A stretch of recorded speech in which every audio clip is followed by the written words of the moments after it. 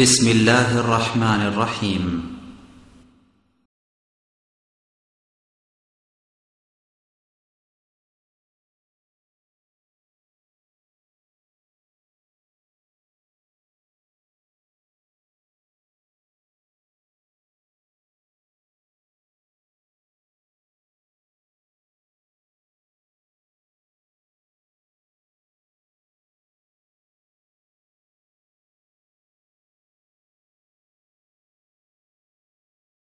عليكم ورحمة الله وبركاته।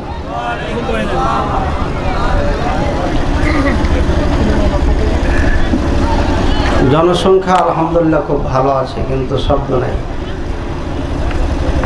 আসসালামু আলাইকুম ওয়া রাহমাতুল্লাহি ওয়া বারাকাতুহু। মাইকম্যান ভাই, এই যে মাইকটা একটু সরান, এত কাছে থাকলে তো সমস্যা। নতুন নাকি আপনি?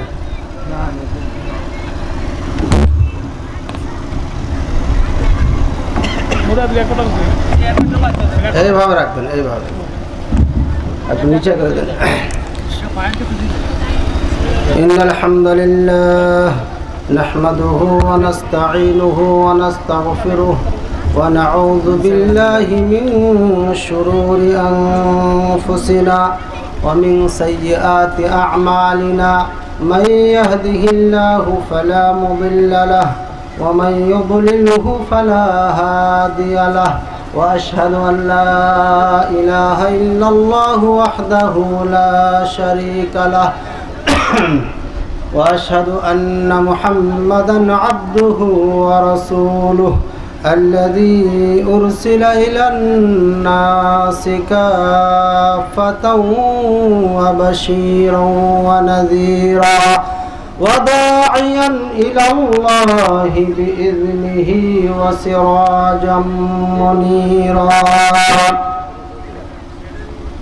يا أيها الناس اتقوا ربكم الذي خلقكم من نفس واحدة وخلق منها زوجها وبث منهما رجالا كثيرا ونساء واتقوا الله الذي تساءلون به والأرحام إن الله كان عليكم رقيبا يا أيها الذين آمنوا اتقوا الله حق تقاته ولا تموتن إلا وأنتم مسلمون يا أيها الذين آمنوا اتقوا الله وقولوا قولا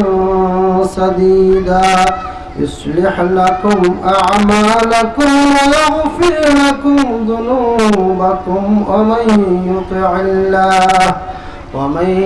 الله ورسوله فقد فاز فوزا عظيما أما بعد فإن خير الحديث كتاب الله وخير الهدي هدي محمد صلى الله عليه وسلم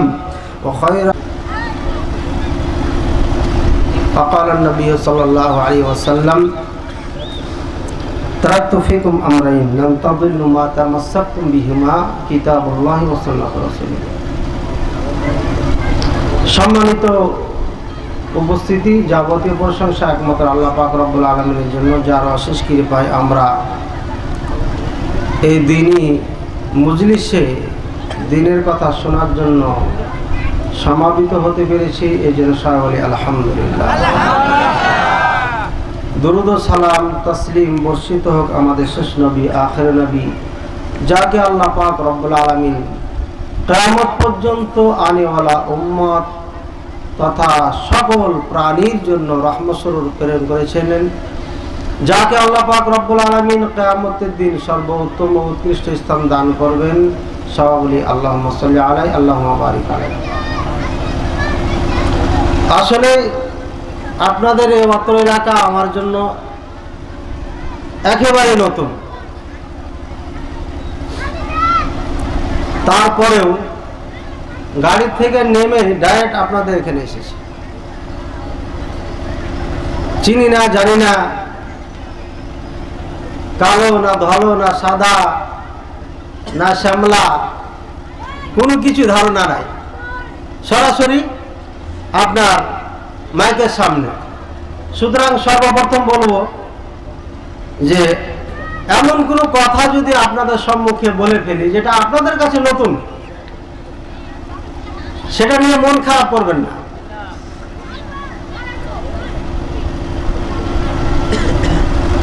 তবে এতটুকু বিশ্বাস রাখবেন ইনশাআল্লাহ যে আল্লাহ না করুক এই মুখ থেকে কোরআন সুন্নাহর বাইরে কোনো কথা বের হবে না ইনশাআল্লাহ। আর যদি বের হয়ে যায় বুঝতে পারি, সাথে সাথে সেটা উল্টো করি আমরা। এটা আমার এটা বৈশিষ্ট্য যে কোরআন সুন্নাহ এখানে যা রাখা আছে এগুলো হচ্ছে কোরআন সুন্নাহ, এগুলো আমরা তৈরি করিনি। কে তৈরি করেছেন? আল্লাহ পাক রব্বুল আলামিন। এটা মুসলিম শরীফ লেখা আছে 6ষ্ঠ খণ্ড। কোরআন যেমন আল্লাহর বাণী, আল্লাহর পক্ষ থেকে এসেছে, এই হাদিসও আল্লাহর পক্ষ থেকে এসেছে এবং এর পক্ষে কোরআন বলছে, হাদিস বলছে। কোরআন থেকে আপনারা বলতে পারেন ওমা ইয়ানতিকু আনিল হাওয়া ইন হুয়া ইল্লা ওয়াহয়ুন ইউহা। আল্লাহর নবী সাল্লাল্লাহু আলাইহি সাল্লাম নিজের পক্ষ থেকে কোনো কিছুই বলেন না, যাহা কিছু বলেছেন ওহীর মাধ্যমে আল্লাহ যেটা জানাচ্ছেন সেটা বলেছেন। তাহলে কোরআন যেমন আল্লাহর বাণী আল্লাহর পক্ষ থেকে, হাদিসও তেমন আল্লাহর পক্ষ থেকে। না দ্বিমত আছে আপনাদের? আশা করি দ্বিমত কেউ করবেন না। কোরআন সুন্নাহ যদি আমরা অনুসারী হই তাহলে আশা করি আমরা কোনো কাজে দ্বিমত করব না। প্রথমে আমি একটি কোরআন থেকে আয়াত বলছি, ইন্নাল মুবাযযিরিনা কানু মিন ইখওয়ানিশ শায়াতিন। অপচয়কারী শয়তানদের ভাই। কাজী সামনে যে লাইটিং করা হয়েছে এটা অপচয় করা হয়েছে, এটা বন্ধ করে দিতে হবে। এগুলো আমরা পছন্দ করি না। এই টাকাটা ফকির মিসকিনকে দিলে পারে খুব লাভ হবে। কাজে অপচয় বন্ধ করার চেষ্টা করুন। সুইচ আলাদা থাকলে ওটাকে বন্ধ করে দেন। কি বিষয়ে আলোচনা করব এটা এখনো জানি না, তবে হঠাৎ করে এখানে স্টেজে এক ভাই বললেন যে আল্লাহ রাসূলের আনুগত্য সম্পর্কে কোরআন সুন্নাহ ধরতে হবে, এই জন্য এই বিষয়ে আলোচনা করলে ভালো হয়। ওই জন্য কোরআন থেকে একটা আয়াত পাঠ করেছি আর একটা হাদিস পাঠ করেছি এই বিষয়ে আলোচনা করার জন্য। আগে বলেছি যে এলাকা সম্পর্কে আমি জানি না। কিছুক্ষণ আগে এসে এলাকার অবস্থা জানার পর বক্তা সাহেব আপনার ডিসিশন না নেন যে এইভাবে এই আলোচনা করলে এলাকাবাসীর জন্য উপকার হবে, তো সেভাবে আলোচনা করলে পারে আপনাদের উপকার হতো। এখন হঠাৎ আলোচনা করব কোন বিষয়ে এটা এখনো ভাবছি। তবে আল্লাহ কোরআন এবং সুন্নাহকে ধরতে হবে, মানতে হবে, এর উপরে চলতে হবে। এতে কি দ্বিমত কারোর আছে? না কারোর দ্বিমত আছে? একটু হাত উঠান যার দ্বিমত আছে। দ্বিমত যদি না থাকে তাহলে আমি কিছু হেডলাইন বলবো, কেউ রাগ করবেন না। এবং আমার এগুলো দলিল আছে, অকাট্য দলিল আছে। কেউ যদি চ্যালেঞ্জ করেন সরাসরি স্টেজে আসবেন। 1 নম্বর, আল্লাহ ব্যতীত অন্য কাউকে ডাকলে পারে সে চিরকাল জাহান্নামী হবে, কোনোদিন জান্নাতে যেতে পারবে না। 1 নম্বর। 2 নম্বর, আল্লাহ ছাড়া অন্য কারোর কাছে যদি সাহায্য চান, সাহায্য মানে চাকরি হচ্ছে না, চাকরি ব্যবস্থা করে দেন।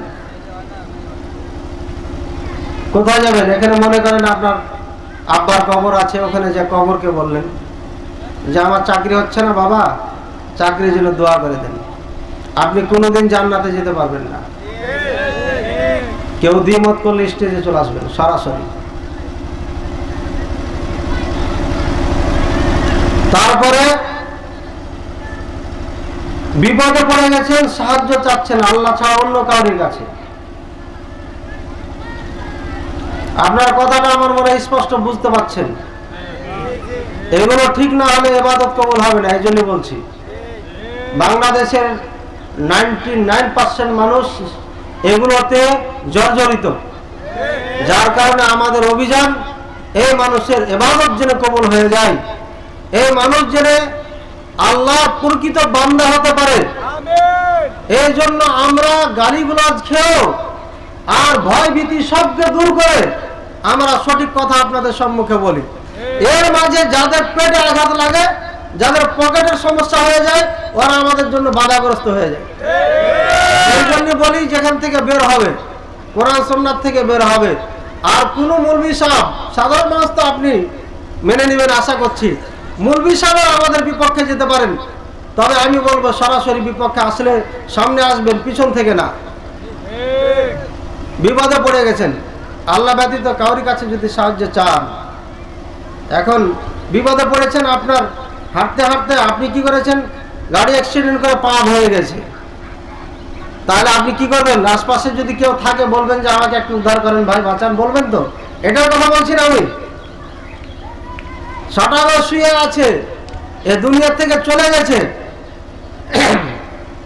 আমেরিকাতে তার কবর, বা সৌদি আরবে আছে, এখান থেকে আপনি বললেন যে বাবা আমাকে উদ্ধার করো, বাঁচাও, তাহলে আপনি মুশরিক, আপনি চিরকাল জাহান্নামে যাবেন, কোনদিন জান্নাতে যাবেন। কয়টা বললাম? তিনটা। 4 নম্বর, গরু পশু পাখি যাই কিছু হোক, হালাল বস্তু জবাই করতে হবে কার নামে? আপনি জবাই করলেন অন্য নামে, এটা খাওয়া যাবে না, এবং আপনি মুশরিক, চিরকাল জাহান্নামে, কোনদিন জান্নাতে যেতে পারবেন না। এখানে কয়েকটা পাতা আছে, হেডলাইন নোট করেছি, তারপরে আপনার দলিল সহকারে পিছনে লেখা আছে। তো যা হোক, জবাই যদি আপনি অন্যের জন্য করেন, আল্লাহ ছাড়া অন্য কাউরির জন্য, তাহলে আপনি মুশরিক, আপনি চিরকাল জাহান্নামে, কোনদিন জান্নাতে যেতে পারবেন না। 5 নম্বর, আপনি যদি কোনো কাজে সফলতা অর্জন করতে চান বা কোনো বিপদ থেকে বাঁচতে চান, তখন কি করেন? আপনি মানত মানেন, নজর মানেন, তাই না? আপনাদের এলাকায় কি বলে? মানত না, মানত মানেন আপনারা। আপনি বললেন যে আল্লাহ, যদি আমি এই কাজ থেকে উদ্ধার হয়ে যায় বা আমার চাকরি হয়ে যায়, তাহলে আমি করবো কি? আমি 10,000 টাকা সিনেমা হলে দিয়ে দেবো, এ কথা বলেন। অথবা বললেন যে আমি একটা মুরগি, এখানে বট গাছ আছে, বট গাছের নিচে যে জবাই করে দেবো, কারণ ওখানে জিন টিন থাকে, ওখানে মুরগি দিলে আশা পূরণ হয়। স্পষ্ট করছি, সব গালা বলা যাবে না, কিছু গালা বলছি, কিছু গালা বলছি না। বট গাছে জিন জাতিরা থাকে, জিনেরা থাকে, ওখানে জেলে আশা পূরণ হয়। আপনি ওখানে বললেন যে আমি একটা মুরগা দান করব, আপনি মুশরিক হয়ে গেলেন, চিরকাল জাহান্নামী, কোনদিন জান্নাতে যেতে পারবেন না। কয় নম্বর বললাম? জাদুঘর, আপনি জাদু করছেন, আপনি জাদুঘর, নিজে জাদু করে বেড়াচ্ছেন। একজন ভালো মানুষ, ব্যবসা বাণিজ্য অনেক লাভবান হচ্ছে, অথবা একটা বাগান করেছে, আম বাগান আমাদের দেশে আছে বহুত বড় বড়। আপনি বললেন যে বাগানে যদি ফল ধরে তাহলে তো বেচারা অনেক কোটিপতি হয়ে যাবে, তখন আপনি কি করলেন? জাদু দিয়ে গাছগুলোকে মেরে ফেললেন, অথবা কোনো মানুষকে আপনি আক্রান্ত করলেন, আক্রমণ করলেন। আপনি জাদুঘর, চিরকাল জাহান্নামে যাবেন, জান্নাতে যেতে পারবেন না। তারপরে 10 নম্বর, আল্লাহ আল্লাহ রসুল ব্যতীত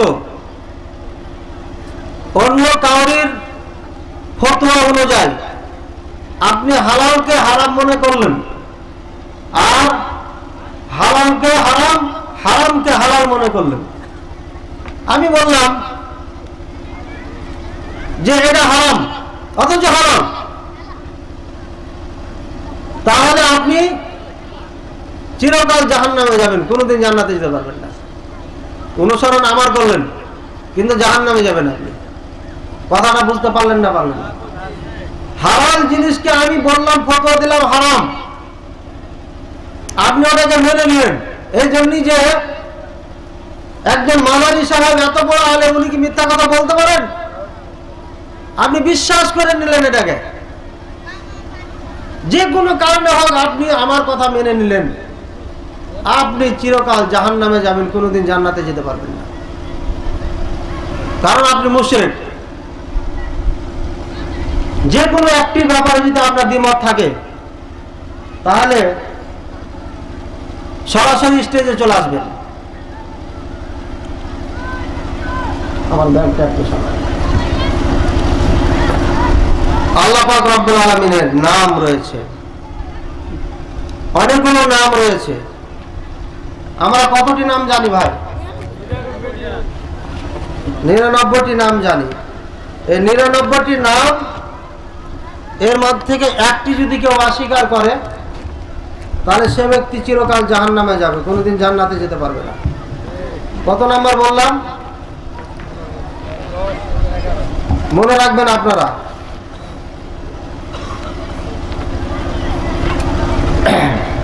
তারপরে কোন ব্যক্তি যদি আল্লাহ ব্যতীত অন্য কোনো কাউরির নামে কসম খায়, আল্লাহ ছাড়া অন্য কোন ব্যক্তির নামে কসম খেল, আমরা বলি না মাটির কিরা, কেউ বলে দানার কিরা, কেউ বলে বাপের কিরা, কেউ বলে মার কিরা, কিরাকে না কসম বলে, কেউ বলে কসম, আমাদের এলাকায় কিরা বলে।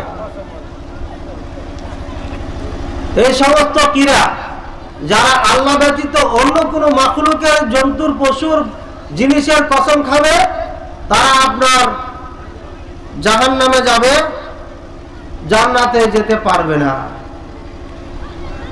কত নাম্বার বললাম ভাই? 11 নম্বর। আল্লাহ পাক রব্বুল আলামিনকে যারা গালি দিবে চিরকাল জাহান্নামে যাবে, জান্নাতে যেতে পারবে না। জামানাকে যারা গালি দিবে, সবাইকে, কালকে যেমন মনে করেন মাহফিল হচ্ছে, বৃষ্টি চলে আসলো, আপনি বৃষ্টিকে গালি দিলেন। আমাদের মা বোনেরা ভালো করে শুনবেন, আপনারা এলা বলেন, বৃষ্টি ধান দেওয়া হয়েছে আগিনাতে, বৃষ্টি আসলে পরে মা বোনেরা নাম তাম ভাষায় গালি দেয় বৃষ্টিকে। বৃষ্টিকে গালি দেওয়া মানে কাকে গালি দেওয়া? আল্লাহকে গালি দেওয়া। কাজে আল্লাহকে যে গালি দিবে সে কোনদিন জান্নাতে যেতে পারবে না। তারপরে রাসূল করিম সাল্লাল্লাহু আলাইহি ওয়াসাল্লামকে যারা গালি দিবে তারাও জান্নাতে যেতে পারবে না। রাসূল করিম সাল্লাল্লাহু আলাইহি ওয়াসাল্লামকে গালি দিলে পারে জান্নাতে যেতে পারবে না।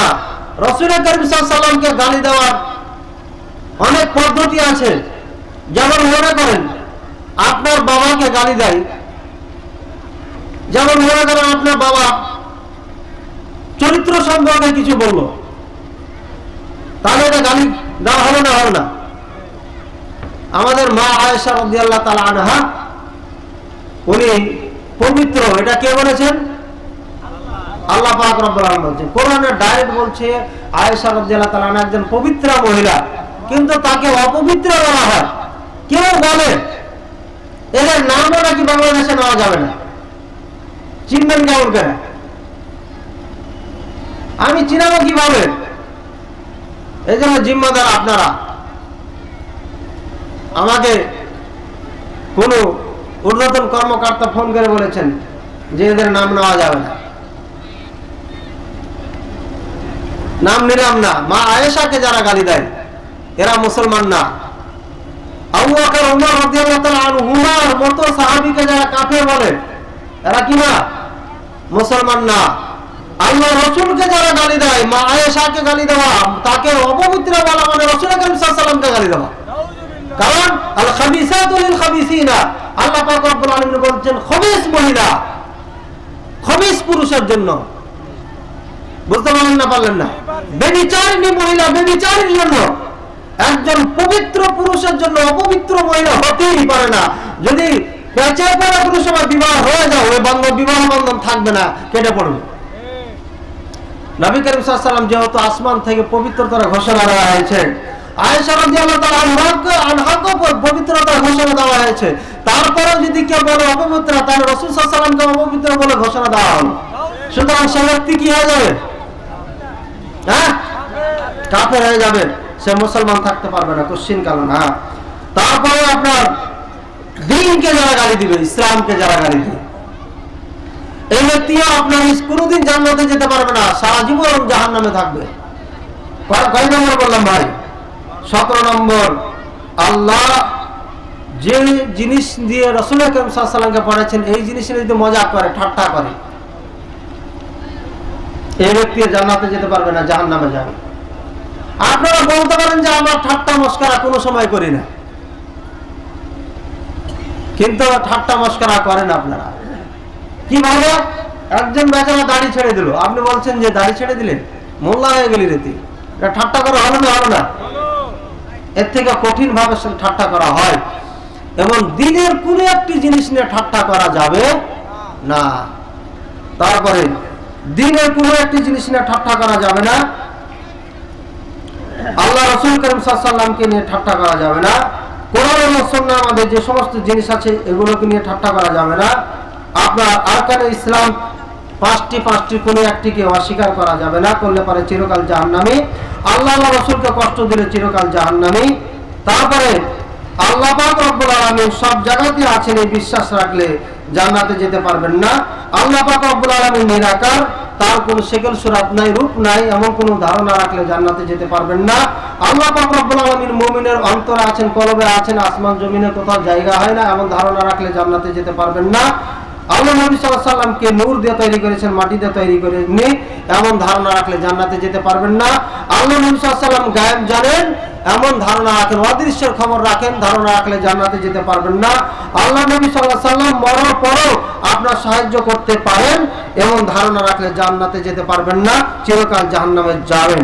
এমনকি ইসলামের কোন একটি জিনিস যদি আপনি অপছন্দ করেন, ইসলাম জয়যুক্ত হোক এটা যদি পছন্দ না করেন, ইসলামের কোন জায়গাতে যদি মার খেয়ে যায় আপনি পছন্দ করেন, আপনি জান্নাতে যেতে পারবেন না। আপনি ইসলামের যে কোনো একটি জিনিসকে যদি অপছন্দ করেন আপনি জান্নাতে যেতে পারবেন না, আপনি জাহান্নামে যাবেন, নির্ঘাত জাহান্নামে যাবেন, কোনো সন্দেহ নাই। এবার আপনাকে একটি পয়েন্ট মনে করাই দিই। আপনি বলতে পারেন হুজুর আপনি যাহা কিছু বললেন আমাদের সমাজে এগুলো নাই। একজন মেয়ে কলেজ ইউনিভার্সিটিতে লেখাপড়া করেন, উচ্চমানের ডিগ্রি অর্জন করেছেন, একজন আলেমের দিন যদি পায়গাম দেয় তো বলে যে বাবা আমি জানি আপনি তো আমার বিবাহ দিবেন, তবে একটা ওসিয়ত আপনাকে করি, কোন দাড়িওয়ালার সাথে বিবাহ দিয়েন না। এটা বলে না অনেক নারী? ভালো করে শুনে নেন, এই মেয়ের লেখাপড়া এখনই বন্ধ করতে হবে। এই মেয়েকে বাড়ির থেকে আজ থেকে বের হতে দেওয়াই যাবে না। এই মেয়ে যতদিন পর্যন্ত তওবা না করে ইসলামে ফিরে আসবে, এর সাথে বাড়ির যে গার্জিয়ান পিতা মাতা ভালো ব্যবহার করবেন না, কারণ এই মেয়েটা কাফের হয়ে গেছে। এই জন্য যে সে দাড়িকে অপছন্দ করেছেন, এর জন্য যে দাড়ি হচ্ছে নবী করিম সাল্লাল্লাহু আলাইহি ওয়াসাল্লামের সুন্নাত, নিজে রেখেছেন এবং রাখার জন্য বলেছেন, এবং দাড়ি রাখা ওয়াজিব, সুন্নাত না শুধু। দাড়ি রাখা কি ওয়াজিব? পৃথিবীর সমস্ত ওলামায়ে কেরাম বলেছেন দাড়ি রাখা ওয়াজিব, দাড়ি রাখতে হবে একজন মুসলমানকে, দাড়ি কাটা হচ্ছে হারাম আর দাড়ি রাখা ওয়াজিব। যদি আপনি দাড়ি না রাখেন আপনি কাবিরা গুনাহ করতেছেন। এই দাড়িকে যদি কোনো মানুষ কোনো মেয়ে অপছন্দ করে তাহলে সেই ব্যক্তির সাথে সম্পর্ক ছিন্ন করতে হবে, এটা ইসলাম বলছে। ভুল করবেন না। আপনারা কি কষ্ট পাচ্ছেন আমার আলোচনায়? যদি কষ্ট পান তাহলে আমি রূপ চেঞ্জ করে দেবো, কারণ এখন বর্তমানের যেগুলো বক্তব্য চলছে রূপ চেঞ্জ করা, এমন ওয়াজ করব ভবিষ্যতে জেনে এই স্টেজে আবার আসতে পারি।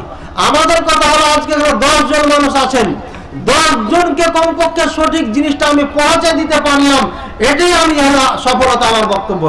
আমি ওয়াজ করে টাকা কামিয়ে গেলাম, আমার এটা উদ্দেশ্য কোশ্চিন করো না। আমি চাবো একটি মানুষ যদি হয় সত্য কথাটা পৌঁছাই দেয়, এই এলাকার বাসী, এই এলাকার মানুষ জেনে না এটা শরীয়ত সম্মত না, এটা শিরক, এটা বেদাত, এটা চলবে, এটা চলবে না, এটা হারাম, এটা জায়েজ, এটা নাজায়েজ, এটা আমি যদি জানিয়ে না যেতে পারি তাহলে পারে কিয়ামতের দিন আল্লাহর কাছে জবাবদিহি করব। করতে হবে আমাকে, এবং আপনিও বলবেন আল্লাহ একে তো আমরা বক্তা হিসেবে নিয়ে এসেছিলাম, ইনি তো মদিনার থেকে ফরজ, ইনি তো দেওবন্দ থেকে ফরজ হয়েছিলেন, আমরা বড় বড় করে নিয়েছিলাম, কিছুই তো বলে নাই, শুধু ওয়াজ করে চলে গেছেন, সেদিন আমার কি হবে? সেদিন আপনি তো আমার সঙ্গ দিবেন না। আমার ভাইয়ারা, বুঝানোর জন্য বলছি, কাউকে অ্যাটাক করার জন্য বলছি না, আপনার ঈমানকে বিশুদ্ধ করার জন্য বলছি। আপনার ঈমান যদি বিশুদ্ধ না হয় তাহলে আপনার কোনো আমলই কার্যকর হবে না, কোনোটা গ্রহণযোগ্য হবে না আল্লাহর কাছে। এই জন্যই আপনাকে বলতেছি, আপনি যদি এরপর কষ্ট পান, আমার আর করার কিছু নাই। আপনাকে বোঝানোর জন্য আর একটি কথা বলি, বক্তা ওয়াজ করবেন, আর কিছু সংখ্যক শ্রোতা আনন্দ পাবেন, আর অধিকাংশ শ্রোতা কষ্ট পাবেন। এটাই হলো অরিজিনাল বক্তার পরিচয়। বললেন এটা গায়ের জোরে বলছেন? জি না, গায়ের জোরে না। পৃথিবীর সব থেকে শ্রেষ্ঠ জাতি কারা? মানুষ। মানুষ মানুষ হচ্ছে পৃথিবীর আসমান জমিনের সব থেকে আল্লাহর পরে শ্রেষ্ঠ জাতি মানুষ, তাই না? এই মানুষের মধ্যে সব থেকে শ্রেষ্ঠ কারা? মুসলিম জাতি। এই মুসলিমের মধ্যে সব থেকে শ্রেষ্ঠ কারা? আম্বিয়া, রাসূল, নবীগণ। নবীগণের মধ্যে সব থেকে শ্রেষ্ঠ নবীকে মুহাম্মদ সাল্লাল্লাহু আলাইহি সাল্লাম। উম্মতের মধ্যে সব থেকে শ্রেষ্ঠ উম্মত কারা? উম্মতে মুহাম্মাদি, আমরা। উম্মতে মুহাম্মাদির মধ্যে সব থেকে শ্রেষ্ঠ কারা? সাহাবায়ে কেরাম।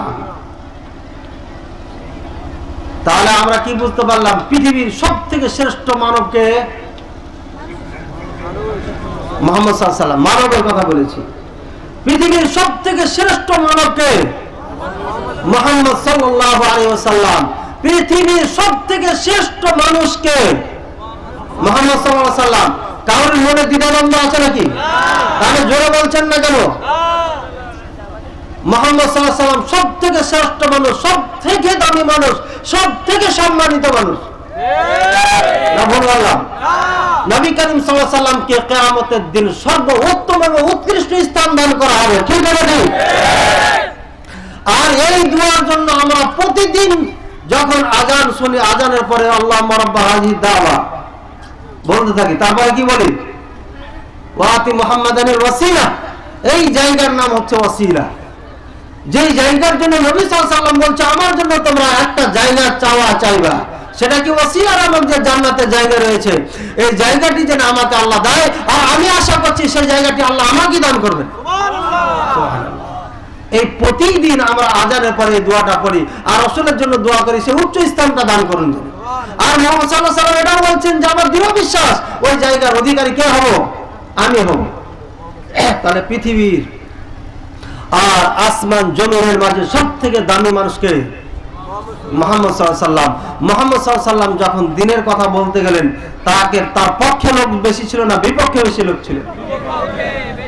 মুহাম্মদ সাল্লাল্লাহু আলাইহি ওয়াসাল্লাম সব থেকে দামি মানুষ, তারপরেও তাকে হত্যা করার জন্য মক্কাবাসী কেন গেলেন বলেন? ইসলাম প্রচার করার জন্য, সত্য কথা বলার জন্য, গুলি মুশি দিয়ে বক্তব্য না দেওয়ার জন্য। বলে অনেক দিন যতদিন যায় এইভাবে উনি জীবনযাপন করেন নাই।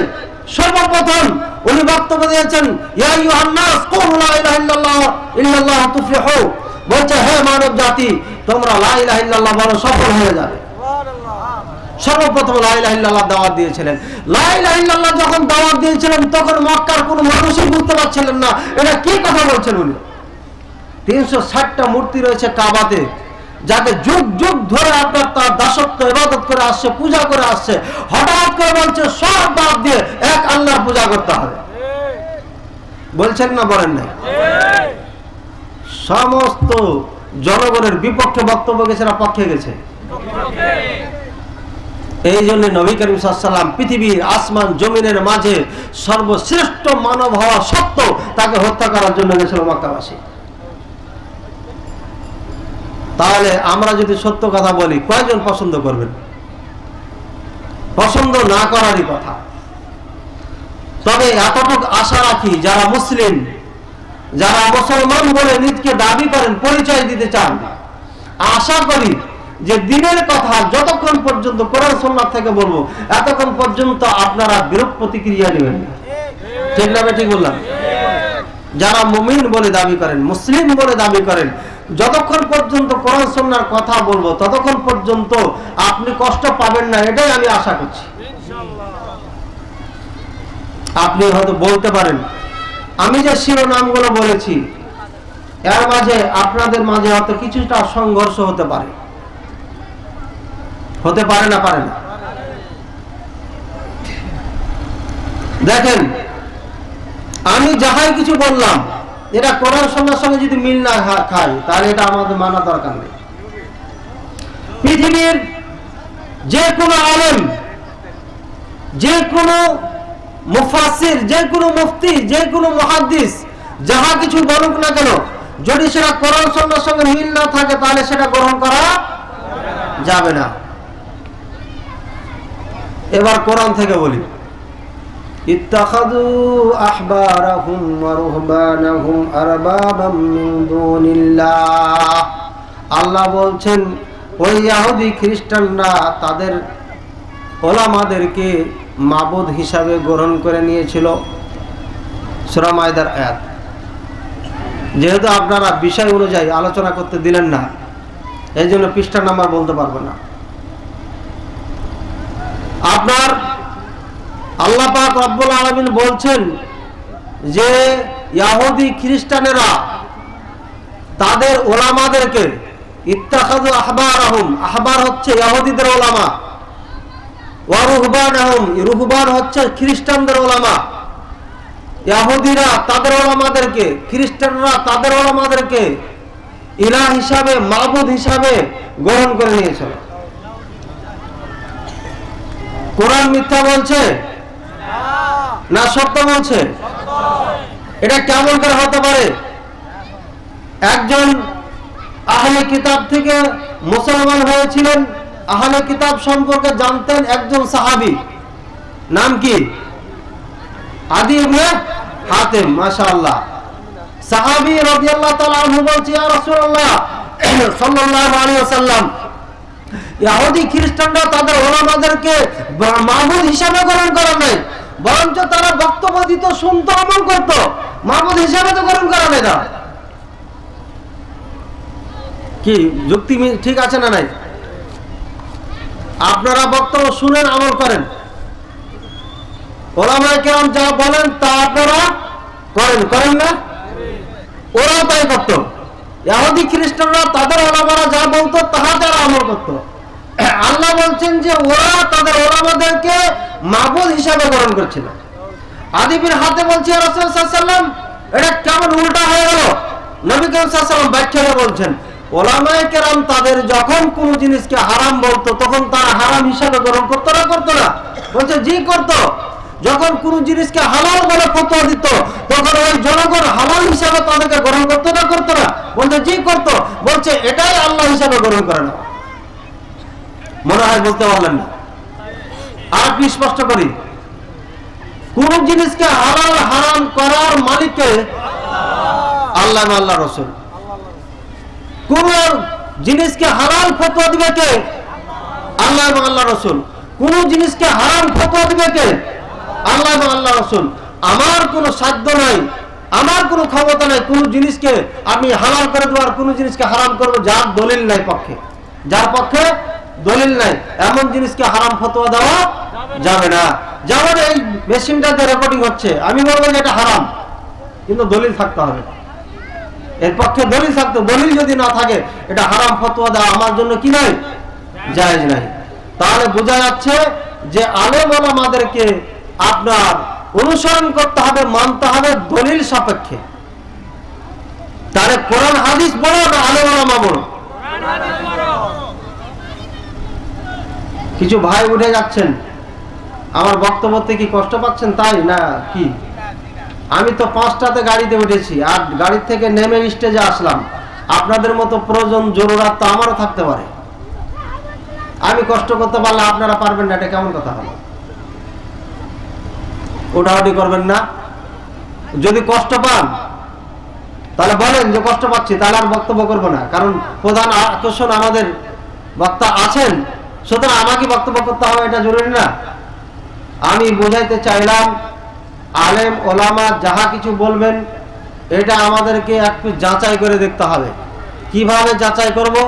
আলেম সাহেব যখন বক্তব্য দিবেন তখন কোরআন সুন্নাত থেকে দিবেন এবং বলে দিবেন যে এটি চলবে, এটা চলবে না, এটা কোরআনের আয়াত থেকে ব্যাখ্যা করলাম, আর এটা হাদিস থেকে ব্যাখ্যা করলাম, হাদিসটা অমুক কিতাবে আছে এবং সহি হাদিসটি, হাদিসের ব্যাপারে সহি, এটা চলবে কি চলবে না এটা আলেম সাহেবকে বিশ্লেষণ করে দিতে হবে। কারণ ইমাম বুখারী রাহিমাহুল্লাহ বলছেন, তাদরিবুর রাবি আপনার প্রথম খণ্ডে আছে, পৃথিবীর সমস্ত ওলামা স্বীকৃত, পৃথিবীর সমস্ত ওলামা এটিকে এক বাক্যে মেনে নিয়েছেন। ইমাম বুখারী সম্পর্কে পৃথিবীতে যত কিতাব লেখা হয়েছে সব কিতাবে ইমাম বুখারী রাহিমাহুল্লাহ জীবনী যখন আসে তখন এই কথাটা লেখেন। ইমাম বুখারী রাহিমাহুল্লাহ বলছে, আমি 2 লক্ষ হাদিসের হাফেজ ছিলাম। কয় লক্ষ? আপনি কয় লক্ষ হাদিসের হাফেজ? কয় হাজার, কয় শো, 100 না। আমাদের মাদ্রাসাগুলোতে সিলেবাসে আমার মনে হয় 100 হাদিস মুখস্থ করাও নাই। মদিনা বিশ্ববিদ্যালয় বুহাতি কালে এই চুল পেটেও 1400 হাদিস মুখস্থ করে নিয়েছেন, আর আমাদের মাদ্রাসার সিলেবাসগুলোতে 100 হাদিসও মুখস্থ করানো হয় না। ইদানিং আমরা শুরু করেছি, কিছু কিছু মাদ্রাসা পাওয়া যাচ্ছে আলহামদুলিল্লাহ, ব্যক্তিগতভাবে যে মুখস্থ করে কিন্তু সিলেবাস ভুক্ত না। যা হোক, ইমাম বুখারী রাহিমাহুল্লাহ বলছেন 2 লক্ষ হাদিসের হাফেজ আমি, এর মধ্যে 1 লক্ষ হাদিস হচ্ছে শুদ্ধ বিশুদ্ধ, আর 1 লক্ষ হাদিস হচ্ছে জাল জয়ীব দুর্বল বানাওয়াট। কত লক্ষ বানাওয়াটের কথা বললেন? দুর্বলের কথা 1 লক্ষ হাদিস। ইমাম বুখারী রাহিমাহুল্লাহ যখন মারা যান তখন এই জাল জয়ীব বানাওয়াট 1 লক্ষ হাদিসকে উনি জানাজার কাফনের কাপড় নিচে করে নিয়ে কবরে নিয়ে চলে গেছেন। ঠিক বললাম না ভুল বললাম? হ্যাঁ, ঠিক বললাম। 1 লক্ষ হাদিসকে ইমাম বুখারী কাফনের কাপড়ের নিচে করে নিয়ে চলে গেছেন, দুনিয়াতে হাদিসগুলো রেখে যাননি। এটা ঠিক? ভুল বলেন না। আপনাকে ওয়াজ শুনতে হলে আমাদের খুব চোকান্নার হয়ে শুনতে হবে, সাবধানে শুনতে হবে, না হলে পরে ওয়াজ বুঝে আসবে না, না হলে মন খারাপ করবে, আপনি মন খারাপ করবেন। ইমাম বুখারী রাহিমাহুল্লাহ মারা গেছেন, সাদা কাপড় নিয়ে গেছেন, সঙ্গে কিছুই নিয়ে যান নাই। 1 লক্ষ সহি হাদিস এটাও দুনিয়াতে আছে, আর 1 লক্ষ জাল জয়ীব বানাওয়াট হাদিস ওটাও দুনিয়াতে রেখে গেছেন উনি। এটা ইমাম বুখারী রাহিমাহুল্লাহ মুখস্থকৃত হাদিস, আর মুখস্থ ছিল না এমন অনেক হাদিস ছিল কি ছিল না? এই হাদিসগুলো দুনিয়াতে আছে না নাই? উনি মারা যাওয়ার পরে যেই লোকগুলো আয়েশাকে অপবিত্র বলে গালি দেন, যেই লোকগুলো, যেই দলেরা আবু বকর ওমরকে কাফের বলে, ওরা লক্ষ লক্ষ হাদিস তৈরি করেছে, বলেন নাউজুবিল্লাহ। তাহলে এদের কিতাব থেকে আমরা যে পাচ্ছি যে তারা হাদিস বর্ণনা করেছেন যে এগুলো জাল তৈরি করেছেন, তার মধ্যে আমি বললাম নবী করিম সাল্লাল্লাহু আলাইহি সাল্লাম নাকি আল্লাহ পাক রব্বুল আলামিন এর পক্ষে হাদিস তৈরি করেছে ওরা। আল্লাহ পাক রব্বুল আলামিন নিরাকার, এটার পক্ষে হাদিস তৈরি করেছে ওরা। এটা আমাদের হাদিস না, আপনি বুঝতে ভুল করেছেন। ইন্টারনেটে আমি দোয়া, দৈনন্দিনের দোয়া নেওয়ার জন্য আমি ক্লিক করলাম, আসলে ওই যারা আবু বকর ওমরকে কাফের ফতোয়া দিয়েছে তাদের দোয়া। চিন্তা করেছেন? আরবিতে সুন্দর করে লেখা আছে, আমি যদি ওটাকে প্রিন্ট করে বক্তব্য দিই তাহলে ভুল হবে না ঠিক হবে? আমাকে জানতে হবে যে এইগুলো কাদের। আজকে আমাদের দেশের উলামায়ে কেরাম অনেকেই, সবার কথা বলছি না, অনেকেই জানি না যে এটা আসলে ভালো না খারাপ। আমরা আরব কান্ট্রি সম্পর্কে জানি না কারা ভালো কথা বলে আর কারা খারাপ কথা বলে। এই জন্য আমরা যখন আরবি কোনো কিতাব দেখি তখন মনে করি যে এটা ইসলাম। এটা ইসলাম না।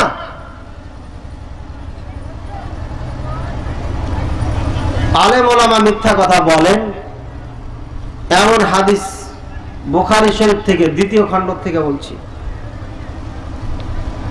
আমাদের কাছে হাদিস নাম্বার, পৃষ্ঠা নাম্বার সবই আছে। যেহেতু বিষয় স্টেজে এসে পরিবর্তন, সুতরাং নাম্বার দিতে পারছি না, এই জন্য বলেছি চ্যালেঞ্জ করলে পারে বই নিয়ে আসবেন, দেখিয়ে দেবো ইনশাআল্লাহ। আলেম সাহেব যখন মারা যাবেন, কিয়ামতের দিন যখন হাসর নাসর হবে, তখন তার নাড়ি ভুঁড়িগুলো বের হয়ে মাটিতে পড়ে যাবে, আর ওই আলেম সাহেব চারিদিকে ঘুরতে থাকবে। শুনেছেন আওয়াজ না শোনেন নাই? আলেম সাহেবের নাড়ি ভুঁড়ি এই যে পেটের ভিতরে যা আছে এগুলো বের হয়ে পড়ে যাবে, আর চিৎকার করতে থাকবে আলেম সাহেব, ভয়ঙ্কর চিৎকার করবেন, আর সব শ্রোতা যায় ঘিরে ফেলবেন। কি খবর মাদানী সাহেব, সেদিন যে ওয়াজ করছিলেন আপনি, সব থেকে বড় চারটায় বসেছিলেন আপনি, এত সম্মানী মানুষ, আপনার ভুঁড়িগুলো কেন পড়ে গেল, আপনার নাড়িগুলো কেন পড়ে যায়, আপনি চক্কর দিচ্ছেন কেন, কি ব্যাপার? তখন উনি বলবেন, আমি বলেছিলাম, মিথ্যা বলেছিলাম, সত্য কথা বলি নাই, ওটা তোমাদের জন্য বলেছিলাম, আমার জন্য বলি নাই। এই জন্য শাস্তি আল্লাহ পাক রব্বুল আলামিন দিয়েছেন। তাহলে বোঝা যাচ্ছে আলেম ওলামা মিথ্যা কথা বলেন। আমি একজন আলেম হয়ে কিভাবে আলেমের বিপক্ষে বলছি? আমি আলেমের বিপক্ষে বলিনি। আলেম ওলামা যারা আমাদের মাথার মুকুট, তারা আমাদের চাঁদ, তারা আমাদের সূর্য, তারা আমাদের নক্ষত্র। আলেম ওলামা যদি না থাকতো আজকে আপনাদের মাথায় যে টুপি আছে টুপিগুলো একটাও থাকতো না। আলেম ওলামা যদি না থাকতো আপনাদের মুখে যে দাড়ি আছে এগুলো একটাও থাকতো না। আলেম ওলামা যদি না থাকতো তাহলে আপনার সন্তান জন্ম নিত মুসলমানের ঘরে নিত না। আলেম ওলামা না থাকলে আপনার বৈধভাবে বিবাহ হতো না, সারা জীবন জেনা কারখানা করে গড়ে তুলতেন। আলেম ওলামা যদি না থাকতো তাহলে আপনি ইসলামী স্টাইলে কবরে থাকতে পারতেন না, আপনার অন্য স্টাইলে মাটি দেওয়া হতো। সুতরাং আলেম ওলামা হচ্ছে আপনার আমাদের নক্ষত্র, আলেম ওলামা হচ্ছে আমাদের সূর্য, আলেম ওলামা হচ্ছে আমাদের চাঁদ, আলেম ওলামা হচ্ছে আমাদের মাথার মুকুট। কিন্তু আমি যাদের কথা বলছি ওরা নামধারী আলেম, ওরা পোশাকধারী আলেম, ওরা প্রকৃত ইসলামের আলেম না। আল্লাহর নবী সাল্লাল্লাহু আলাইহি সাল্লাম বলছেন, বুখারী শরীফের হাদিস, আমি তাদেরকে, আল্লাহ পাক রব্বুল আলামিন তাদেরকে এই কঠিন শাস্তি দিবেন, তাদের নারী ভুঁড়িগুলো বের হয়ে যাবে, তারা জাহান্নামে কিয়ামতের দিন নারী ভুঁড়ি চারিপাশে ঘুরতে থাকবে। আরো কঠিন কথা আপনাদের সম্মুখে বলি, সহিহ হাদিস, এই ওয়াজটা আপনারা সবাই শুনেছেন, এটিও বুখারী মুসলিমের হাদিস, সুনানে আরবাআর মধ্যে হাদিসটি রয়েছে, মুসনাদ আহমদের মধ্যে রয়েছে হাদিসটি, মুস্তাদরাল হাকিমের মধ্যে রয়েছে, অগণিত কিতাবের মধ্যে রয়েছে হাদিসটি। আমার ভাইরা, আল্লাহর নবী সাল্লাল্লাহু আলাইহি সাল্লাম বলেন, তিন শ্রেণীর মানুষ আগে জাহান্নামে যাবে, সবার আগে জাহান্নামে যাবে। কয় শ্রেণীর মানুষ? এক নম্বর ওই আলেম যে আলেম আল্লাহর জন্য ইলম অর্জন করে নাই। আলেমকে ডেকে বলা হবে, মাওলানা সাহেব আপনি দেশে বিদেশে ওয়াজ করে বেড়াতেন, আপনি মাদ্রাসায় বুখারী শরীফের দরস দিতেন, কিসের জন্য এই কাজ করেছিলেন? বলবেন যে আল্লাহ তোমার জন্য করেছিলাম। বলবে আলেম সাহেব মিথ্যা কথা বলছেন, আমার জন্য আপনি এই কাজ করেন নাই, আপনি তো জনগণের জন্য করেছিলেন, আপনি তো দুনিয়ার জন্য করেছিলেন, আপনার জনগণের নাম হয়ে গেছে, সুনাম অর্জন করেছেন, আপনি দুনিয়া অর্জন করেছেন, বাড়ি গাড়ি সবকিছু করেছিলেন, আপনি সবকিছু অর্জন করেছেন, দুনিয়ার যাহা কিছু করার দরকার ছিল আপনার, আমার জন্য আপনি ইলম অর্জন করেন নাই, সুতরাং আপনি আগে জাহান্নামে যাবেন। তিনজনের মধ্যে সর্বপ্রথম আলেমকে বলা হবে। তাহলে আলেম যে ধোঁকা দেওয়ার জন্য আলেম হবে, এটা কি আপনারা মানতে পারছেন না পারেন না? আলেম যে জনগণকে ধোঁকা দেওয়ার জন্য আলেম হবে, এই হাদিস তার প্রমাণ করে না করে না? আমি আলেমের বিপক্ষে বলছি না, আলেম রূপ ধারণ করে যারা জনগণকে ধোঁকা দিচ্ছে তাদের ব্যাপারে বলছি।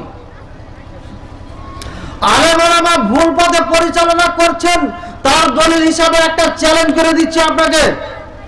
আপনি সালাতে যখন সালাত পড়েন, নামাজ পড়েন, আসসালামু আলাইকুম ওয়া রাহমাতুল্লাহ, আসসালামু আলাইকুম ওয়া রাহমাতুল্লাহ বলার পরে মাথার উপরে হাতটা রাখেন, রাখেন না রাখেন না? রাখেন না রাখেন না?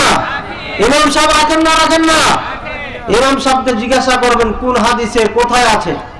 আমি চ্যালেঞ্জ করলাম, পৃথিবীর কোন হাদিসে নাই। ওখানে কি বলা হয় আপনারা জানেন? কি বলেন?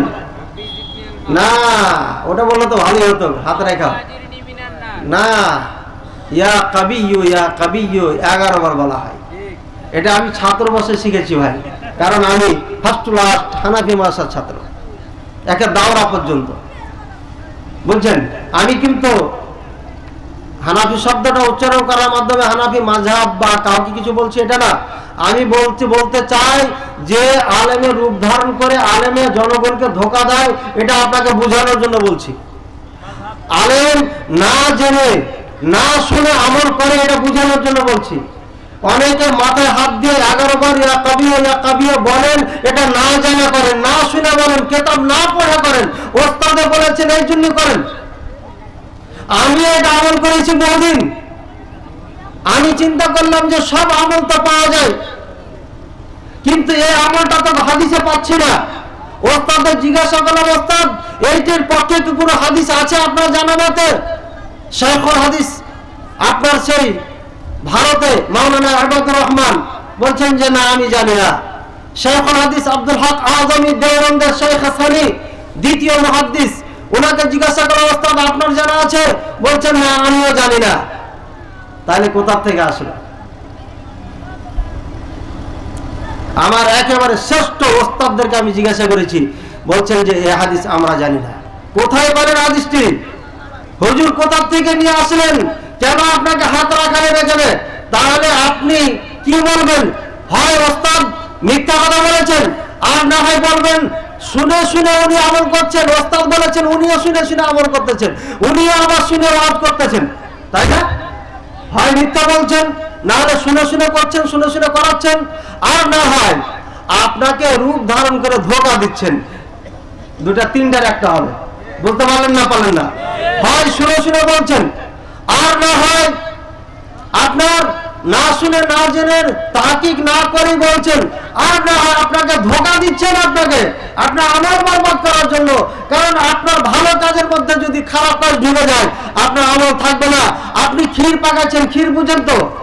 ক্ষীর পাকানোর পরে আপনি যদি মুরগি আছে, মুরগির পায়খানা মানুষের পায়খানা একটু দিয়ে দেন, ওই ক্ষীর আর কেউ খাবো? নেক আমলটা এমনই, নেক আমল করতে করতে ওর মধ্যে যদি বেদাত ঢুকে যায়, ওর মধ্যে যদি শিরক ঢুকে যায়, আপনার আমলটা ধ্বংস হয়ে যাবে, ওই আমলটা কাজে লাগবে না। এই জন্যই ওই হুজুরে হয় আপনার আমল ধ্বংস করার জন্য হুজুরের রূপ ধারণ করে আপনাকে বলছে বেদাতটা করেন, তাহলে আপনি ব্রেন খুব তাজা হয়ে যাবে। আমি তো দেখছি ব্রেন ওনার শেষ হয়ে গেছে, না হলে পরে এই কাজ করবেন কেন? যেখানে দলিল নেই, খুঁজতে আছি দারুল উলুম দেওবন্দ মাদ্রাসার সদর গেটের সামনে পুরানা বই বিক্রি হচ্ছে।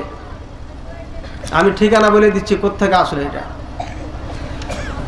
ওই দেওবন্দ মাদ্রাসার গেটের সামনে পুরানা বইগুলো খুঁজতে লাগলাম, এখানে কোনো মণিমুক্তা পাওয়া যায় কিনা। খুঁজতে পেয়ে গেলাম নকশে সুলাইমান। আর এই বইটি আমি খুব খুঁজতেছিলাম, এর জন্য যে আগে আমি কবিরাজি করতাম, এখন করি না। এই বইটা পাওয়ার পর আমি খুবই আনন্দিত হলাম। বললেন যে দাম কত? সম্ভবত বললো 3 রুপিয়া অথবা 5 রুপিয়া বললো। আমি আনন্দের সাথে টাকা বের করে সাথে সাথে কিতাবটা কিনে ফেললাম, কারণ আমাকে কবিরাজি করতে হবে। কিতাবটি পড়তে দেখতেছি ইয়া কাবিয়া 11 বার বলে, মাথায় উপর হাত রেখে 11 বার ইয়া কাবিয়া বললে ব্রেন শক্ত হয়। ওই কিতাবটাই আছে। কোথা থেকে ধার করেছি দেখছেন? বুখারী থাকলো, মুসলিম থাকলো, এই কিতাবগুলো কি জন্য রেখেছেন? এখানে কি আপনার সালাতের পরে কি দোয়া পড়তে হবে? নাই না? নাই? জানেন না আপনারা? এই বুখারী শরীফের মধ্যে ইবনে আব্বাস রাদিয়াল্লাহু তাআলা আনহু বলছেন, সালাম ফেরার পর আল্লাহু আকবার এই ধ্বনিটা একবার উচ্চারণ করো।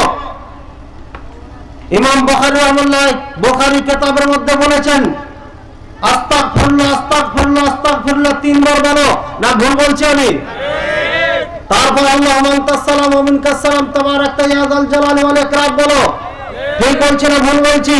আপনি এই দোয়াটা পালন করেন না?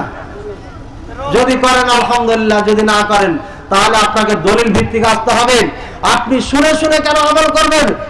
এই জন্য বলছি আপনাকে তাহকিক করতে হবে, আপনাকে জাস্টিফাই করতে হবে। আমি হুজুর ভুল করেছি, আমার ওস্তাদ থেকে শুনে মাথা হাত রেখেছি, আপনাকে হাত রাখাচ্ছি, এর পক্ষে দলিল আছে কিনা কোনো এক হুজুর কথা আপনি জিজ্ঞাসা করতে পারবেন। বড় বড় মাদ্রাসা যেখানে বুখারী মুসলিম পড়ান যে ওস্তাদেরা, ওনাদেরকে জিজ্ঞাসা করবেন, ওনারা বলবেন যে না এটা নাই। হুদায় হুদায় আমাদেরকে খালি আপনারা কষ্ট দেন, যে আপনারাই বললেন। ওনারা ভয়ে বলছেন না, জনগণ রাগ করবেন এর জন্য হয়তো বলছেন না, কিন্তু ওনারাও জানেন যে এটা হাদিসে নাই। যা হোক, বুঝতে পারলাম আলেম ওলামা ভুল করেন, বুঝতে পারলাম আলেম ওলামা না জেনেও ফতোয়া দেন, বলতে পারলাম না, পারলাম না, অথবা জেনে শুনে আপনাকে গুমরাহ করার জন্য ফতোয়া দেন। আপনি বলবেন যে স্পষ্ট হলো না, আরো স্পষ্ট করেন। এবার বুখারী শরীফের হাদিস বলছি, ইন্নাল্লাহা ইয়ানতাজিউল ইলমা ওয়া ফি রাওয়ায়াতিন ইন্নাল্লাহা ইয়াকবুদুল ইলমা বিকবদিল উলামা। আল্লাহ পাক রব্বুল আলামিন এই দুনিয়ার জমিন থেকে ইলমকে উঠিয়ে নেবেন আলেমদের উঠিয়ে নেওয়ার দ্বারা।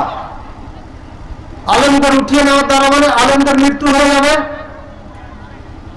এলম মৃত্যু হয়ে যাবে, এলম থাকবে না। তারপরে কি করবেন মানুষ? ইত্তাখাযান নাসু রুউসান জুহালা, মানুষ তখন জাহেলদেরকে মুফতি হিসাবে গ্রহণ করবেন, জাহেলদেরকে আলেম হিসাবে গ্রহণ করবেন। রুউসান মানে হচ্ছে নেতা হিসাবে গ্রহণ করবেন। কিন্তু নেতাদের কাছে, আমাদের দেশে যারা নেতা আছেন এদের কাছে ফতোয়া নেন কি আপনারা? তাহলে এখানে কোন নেতার কথা বলা হচ্ছে? ওলামায়ে কেরামদের কথা বলা হচ্ছে। বলছেন যে আলেম থাকবে না, আলেম উঠিয়ে নেওয়া হবে। তারপরে জনগণ করবে কি? জাহেলদেরকে মুফতি হিসাবে গ্রহণ করবে। তারপরে তারা কি করবে? ফতোয়া জিজ্ঞাসা করবে। তারপরে সে করবে ইফতি, ফতোয়া দিবে। তারপরে কি? আদাল্লু, সে মানুষকে গুমরাহ করে এবং সে নিজে গুনাহ হবে। বুখারী শরীফের হাদিস বললাম। এবং একটা কিয়ামতের আলামত এটা, যে আপনার আলেম উঠিয়ে নেওয়ার মাধ্যমে এলেম উঠিয়ে যখন নিবে তখন মনে করবে যে এটা কিয়ামতের আলামত হয়ে গেছে। তাহলে বোঝা যাচ্ছে এলেম উঠে যাবে, আলেম উঠে যাবে, আলেম থাকবে না। মানুষ তখন জাহেলদের কাছে দৌড়ে আসবে, আর জাহেলদেরকে মানুষ মুফতি মনে করবে, আর মুফতি মনে করে ফতোয়া চাবে। আর ওই জাহেল আলেম যেহেতু বড় জুব্বা বড় পাগড়ি মাথায় আছে, প্রেস্টিজ রক্ষার্থে সে ফতোয়া দিবে এবং নিজে গুমরাহ হবে, অন্যকে গুমরাহ করবে। বুখারী শরীফের হাদিস। তাহলে বোঝা যাচ্ছে আলেম মিথ্যা কথা বলবেন, এই হাদিসটি তার প্রমাণ করে কিনা। না জেনে ফতোয়া দেওয়া এটা মিথ্যা না সত্য? না জেনে বলিয়ে বলা, আমরা জিজ্ঞাসা করছি ভাই রাস্তা কোন দিকে? এদিকে রাস্তা, আপনি বললেন যে না এদিকে রাস্তা, তাহলে মিথ্যা বললেন না সত্য বললেন? আপনি জানেন না, তাহলে মিথ্যা হলো। না জেনে ফতোয়া দেওয়া এটা একটা মিথ্যা কথা বলা। তাহলে আলেম যে মিথ্যা কথা বলে এটা বুখারী শরীফের হাদিস, এবং কিয়ামতের 50-60টি আলামত আমার নোট করা আছে, তার মধ্যে এটি একটি আলামত, নিদর্শন। কিয়ামত একদিন তো হবেই না। নবী করিম সাল্লাল্লাহু আলাইহি ওয়াসাল্লাম বলছেন আমার মাঝে আর কিয়ামতের মাঝে এই দুই আঙ্গুলের মাঝে যেমন ডিস্টেন্স, এমন ডিস্টেন্স, মানে একেবারে নিকটে। এমন ভাবে বক্তব্য নবী করিম সাল্লাল্লাহু আলাইহি ওয়াসাল্লাম দিতেন, সাহাবায়ে কেরাম বলছেন আমরা পিছনে চেয়ে দেখতাম যে মনে হয় কিয়ামত আসতেছে। এমন কিতাবের মধ্যে লিখছেন। তাহলে বোঝা যাচ্ছে আলেম উঠে যাবে, আর জাহেলদের একবার বাজার গরম হবে, আর ওরা কি করবে? এবার ফতোয়া দিতে থাকবে। এবং সময় যখন ধোঁকায় পড়ে যাবেন, যখন আলেম ওলামা যখন দেশে থাকবে না, তখন আপনি কি করবেন? তখন আপনাকে আলেম খুঁজে বের করতে হবে। এই সময় বলছেন নবী করিম সাল্লাল্লাহু আলাইহি ওয়াসাল্লাম, আমি একটি হাদিসের শেষের অংশ বলছি, ব্যাখ্যা তর্জমাটা অনুবাদটা দ্রুত বলছি যেহেতু আমাদের প্রধান আকর্ষণ এসে গেছেন। বলছেন আমি আরবাজ ইবনে সারিয়া রাদিয়াল্লাহু তাআলা আনহু, নবী আরবাজ ইবনে সারিয়া রাদিয়াল্লাহু তাআলা বর্ণিত বলছেন, যাতে ইয়াউমিন সাল্লাল্লাহু আলাইহি রাসূলুল্লাহ সাল্লাল্লাহু আলাইহি ওয়াসাল্লাম, নবী করিম সাল্লাল্লাহু আলাইহি ওয়াসাল্লাম আমাদের সাথে একদিন নামাজ পড়লেন, নামাজ পড়ে সালাত আদায় করলেন, সালাতে ফারাক বানাইলেন, আমাদেরকে সম্মুখে নিয়ে ফামা ওয়াদার মাউইদাতান নাজিরা, আমাদেরকে কঠিন ওয়াজ করলেন, খুবই গুরুত্বপূর্ণ ওয়াজ করলেন। এমন ওয়াজ করলেন যে ওয়াজিলাত কুলুবুনা, আমাদের অন্তরগুলো পানি হয়ে গেল, গলে গেল, হৃদয়গুলো নরম হয়ে গেল, ওয়া যারাফাত উয়ুনুনা, আমাদের চোখ দিয়ে পানি পড়তে লাগলো। তাহলে নবী করিম সাল্লাল্লাহু আলাইহি ওয়াসাল্লামের ওয়াজের স্টাইল ছিল যে মানুষের হৃদয় নরম হতো, চোখ দিয়ে পানি পড়তো।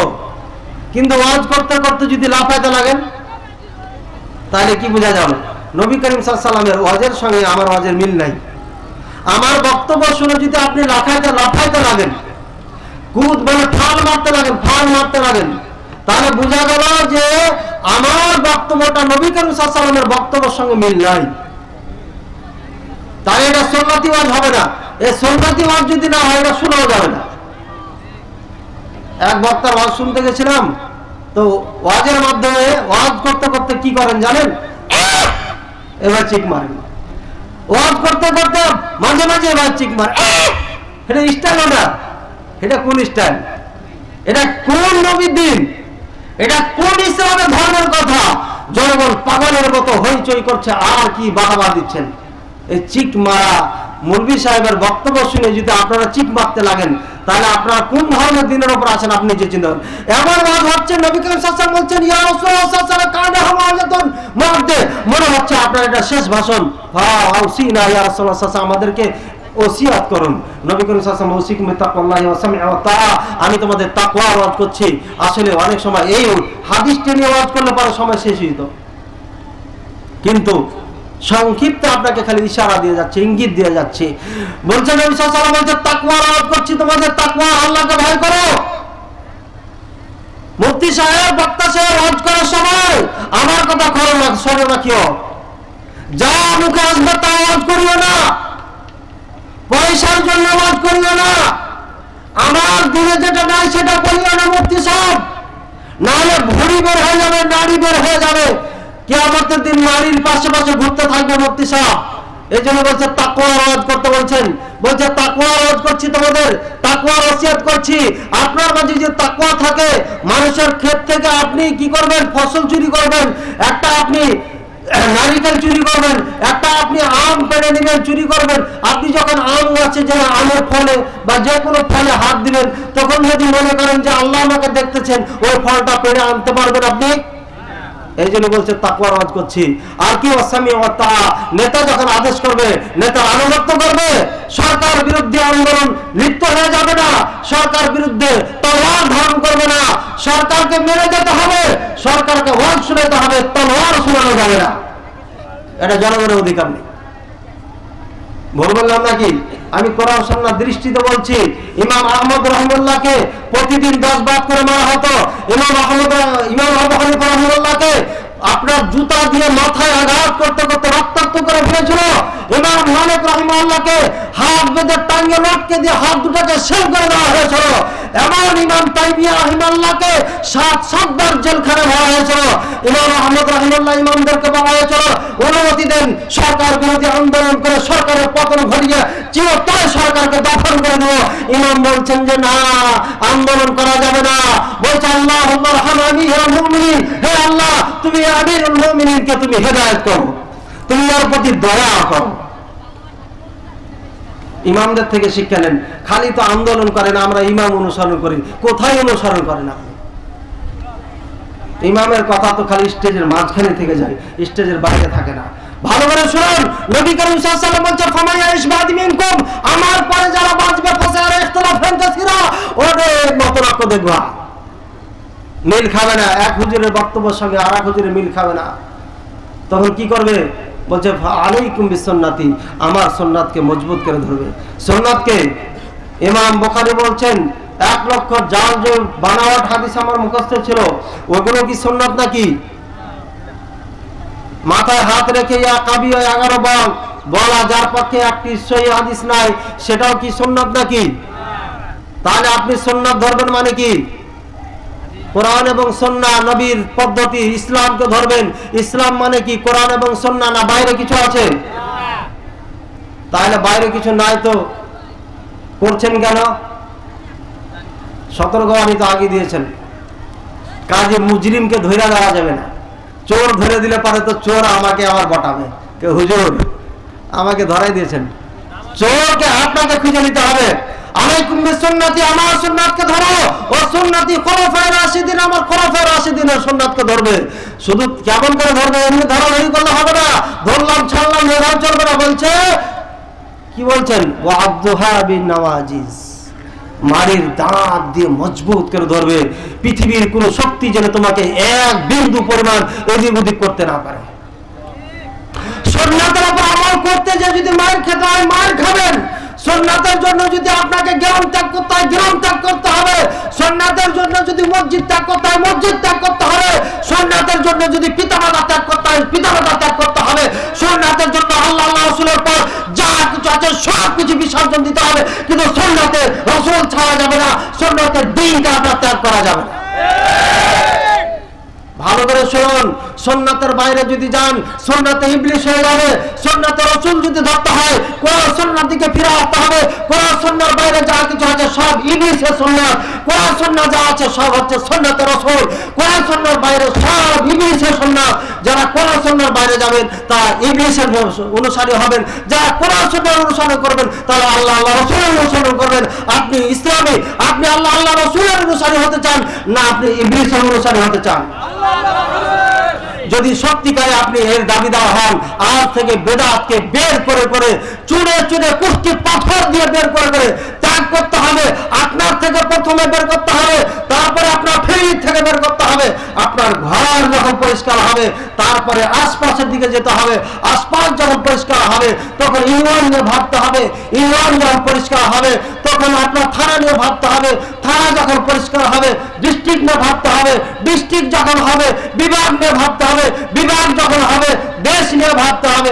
আপনি আগি ভাগি একজনকে হত্যা করার জন্য চলে গেলেন, ওই বেচারা তো জানেন না আপনি 10 বছর আগে বেদাতি ছিলেন, আপনি এখন সুন্নাতি মানুষ হয়েছেন, আপনি মনে করছেন এটা ইসলাম, সুতরাং এর বাইরে যারা আছে এদেরকে রাখা যাবে না, আপনি বম্বিং করে মেরে ফেলে দিবেন। হতে পারে ওই ব্যক্তি 1 বছর না একদিন পরে আপনার থেকে খাঁটি মুসলমান হয়ে ইসলামের সেবা আপনার থেকে কোটি গুণ বেশি করবে। সুতরাং সাবধান, যেই দলকে ওলামায়ে কেরাম সমর্থন করেন না ওই দল ইসলামী দল না। যেই দলের সঙ্গে ওলামায়ে কেরামের সম্মতি না, একমত না, সেই দল ইসলামী দল না। ওলামায়ে কেরামের আমি রুল বলে গেলাম, যারা কোরআন সুন্নাহ ভিত্তিক কথা বলে, বড় পাড়ি, বড় জুব্বা, বড় দাড়ি, হাতে তাসবিহ, লাঠি, এগুলো কিন্তু ওলামা না। এগুলো ওলামার কি আপনার নিদর্শন না। ওলামার নিদর্শন হবে কোরআন সুন্নাহ। কোরআন সুন্নাহ মতে নিজে চলবে, অন্যকে চলার জন্য আহ্বান করবে, এটি হচ্ছে ওলামা। ভালো করে রাখবেন। আল্লাহ পাক রব্বুল আলামিন মাশাআল্লাহ মিন ইবাদিল ওলামা, ওলামায়ে আমাকে ভয় করে, নিশ্চিত ওলামারা আল্লাহকে ভয় করে।